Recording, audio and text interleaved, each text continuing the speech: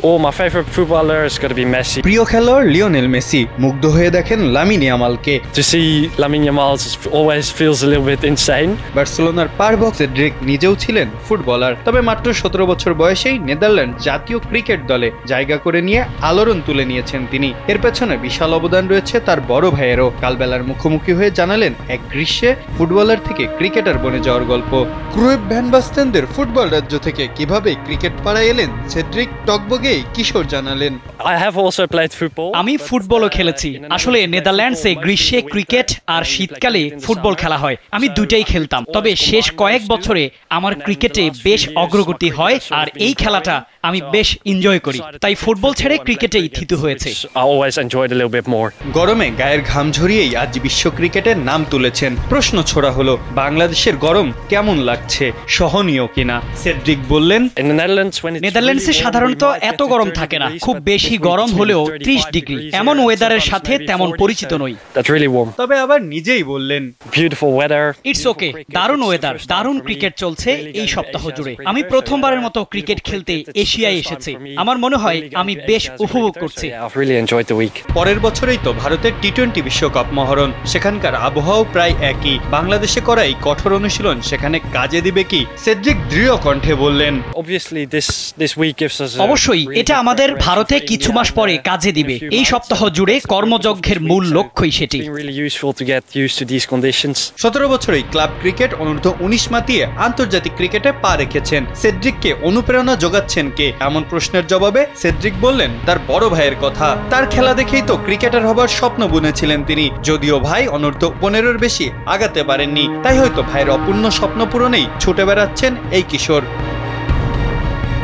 ক্রিকেটীয় আইডলকে জানতে চাইলে এই বাহাতি ব্যাটার জানালেন, I think my cricketing idol has always been Quinton de Kock. Quinton de Kock, তাকে দেখে উইকেট কিপিংও করতাম, কেননা বল করতে গেলে নাকি হয়ে যেত চাকিং। তবে পরবর্তীতে বাকিরা উইকেট কিপিং এ এগিয়ে যাওয়ায় অফ স্পিনেই নিজের হাত জমানোর চেষ্টা করি। I couldn't really bowl because I was always chucking. সেড্রিকের নামের উচ্চারণটাও জেনে নেওয়া হলো এক ফাঁকে। So it's Cedric de Lange.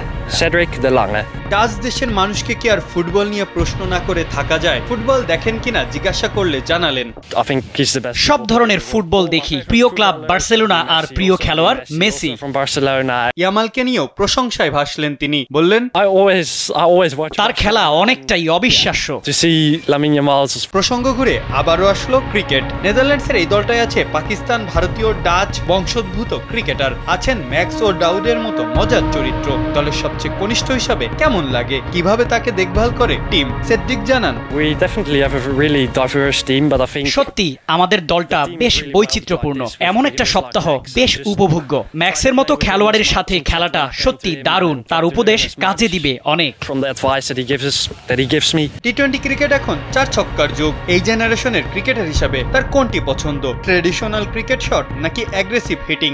Gen Z এই কিশোর বললেন, আমি দুইটার মিশ্রণকেই সমর্থন করি।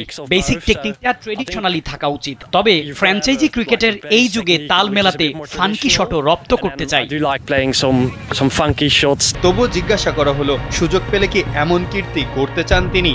জবাবে জানালেন, That would always obviously be nice. এটা হলে তো বেশ ভালো, তবে সত্যি বলতে এসব নিয়ে ভাবছি না। আমি শুধু যতটুকু পারি শিখতে চাচ্ছি, নিজেকে আরো পক্ক করতে চেষ্টা করছি। Try to develop myself further. Netherlands নিয়ে তার আলটিমেট লক্ষ্য কি জানতে চাইলে বললেন, Participate at the World Cup and বিশ্বকাপে অংশ নিয়ে সবাইকে চমকে দিতে চাই। অন্তত ডাচ টিম যেন সেমিফাইনালে ওঠে আর আমি সে দলের হয়ে অবদান রাখতে পারি, এটুকুই।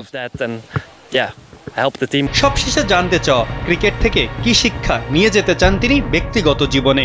জানালেন, ক্রিকেট থেকে অনেক কিছু শেখার আছে। ক্রিকেট ফ্রাস্ট্রেশনের কারণ হতে পারে, তাই ধৈর্য ধরতে হয়। সুতরাং ধৈর্য ধারণ করতে পারাটাও বড় শিক্ষা।